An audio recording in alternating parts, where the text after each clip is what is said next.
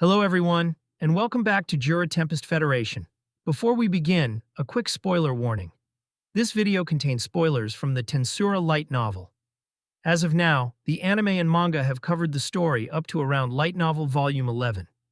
In this series, we'll be continuing the story from light novel volume 12. Volume 12, Prologue, Clowns on the Run. Before we jump into the story, if you enjoyed Tensura content like light novel narrations, character analysis, and upcoming story arcs, please like this video, subscribe to the channel, and turn on the notification bell so you never miss a new upload. Now, without further delay, let's begin Tensura Light Novel Volume 12. Prologue, Clowns on the Run. Yuuki Kagurazaka was a genius. In his original world, he already possessed a special power. Mental force, so-called psychokinesis, a superpower, one that he was born with. However, he never intended to make use of this power, because he knew that if others were to discover his power, he would become a spectacle. Despite the monotony of daily life, he seemed to enjoy himself. He had loving parents and plenty of friends. Making money was easy for him. As long as he wanted it, there was nothing he couldn't get. There was nothing he wasn't satisfied with. Yet, one fateful day, tragedy struck. Just as he started middle school, both of Yuki's parents died in a car accident. It was not his parents' fault. The Kagurazaka's car was struck by a truck driver who was dozing off behind the wheel. Only Yuuki, who was sleeping in the back seat, survived. Yuuki found it incredibly unfair. He hated the guilty driver but could not do anything about it. Japan was a nation of law and order, and taking personal revenge was illegal. When the verdict of the trial came, he realized various things. He realized the incompetence of the transport company, given that they contracted the work under unreasonable conditions. They put all the pressure on their employed field workers, and these workers had to keep working despite being overworked. The driver was a victim in a sense, too. Then the fault would fall on the transport company. But that was not true either. If they were to decline the request from their important clients, they wouldn't order from them in the future. One doesn't simply turn down an old client's requests. In that case, they would need to improve the management of their business. But it wasn't easy hiring experienced drivers either. Even if the company wanted to hire young talent and train them, their circumstances right now would not allow them to spare the effort. "What is this?" Yuuki couldn't help but exclaim. There were so many unfair things in this world, yet his hands were bound. Who should he hate? At the end of the day, the fault lay with the flawed societal structure. He yearned to take his revenge against this society. But there was nothing Yuuki could do. He was a genius, but quickly realized his limit. This world was already highly developed. Even with his superpower, it was not enough to make an impact. He had no chance of winning against an army. And even if he could, there was no future for him if he did. Yuuki also thought about destroying society and rebuilding it from the ground up. But that would plunge many into misfortune. He couldn't do such a thing. If he really wanted to change society as a whole, he would have to do it step by step, slowly increasing the number of like-minded companions. Only when he became a politician would he be able to shape this country into his image. This was the only solution within his reach. But walking this path would require patience. It was a feasible goal, were he to work assiduously, but that would still take a matter of decades. Yuuki was torn. But before he could come to a conclusion, he found himself in the other world. Was this a blessing or a curse? Yuuki was summoned by the demon lord Kazalim and his deep-seated resentment. He had lost his physical body and became purely spiritual instead. But he never lost his power as the Curse Lord.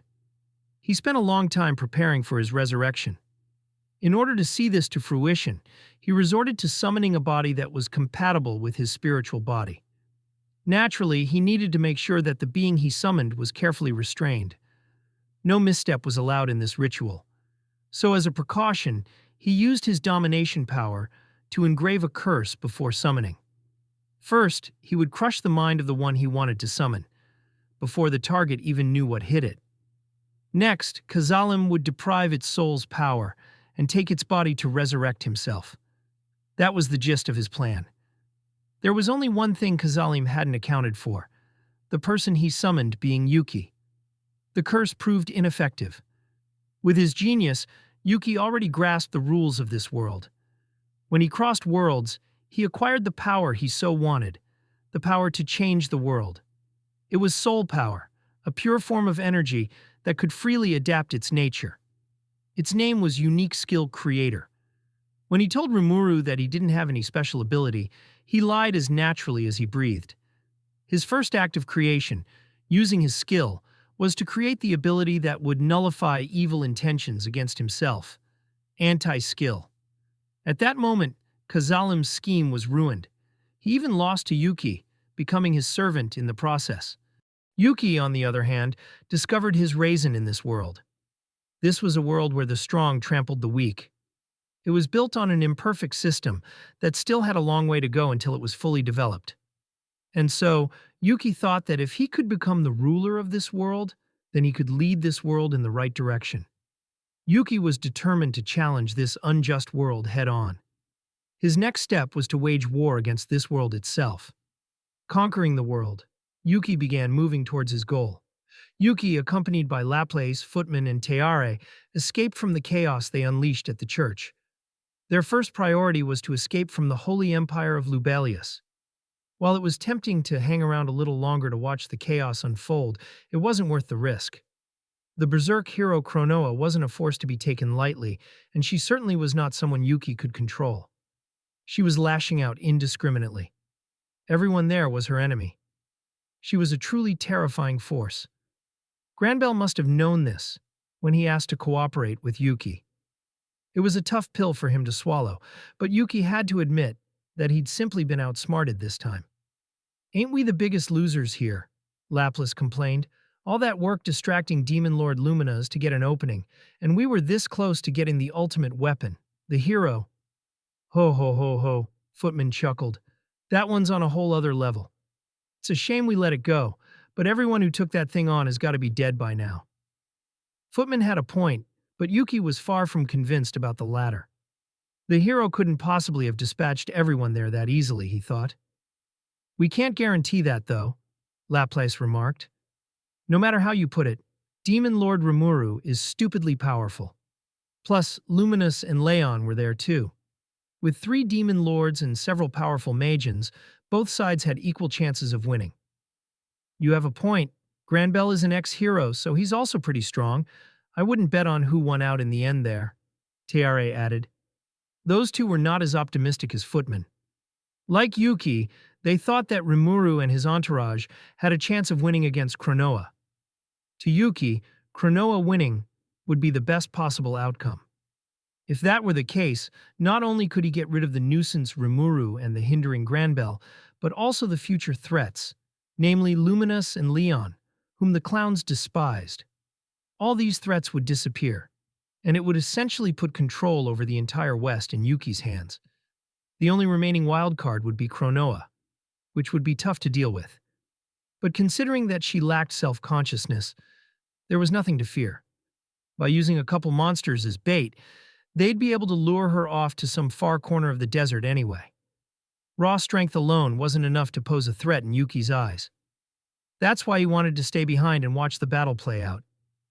Actually, running away is the right choice. If we got caught in the crossfire, we'd be taking a lot of hits. Besides, I had an ominous feeling. Yuuki's instinct kicked in.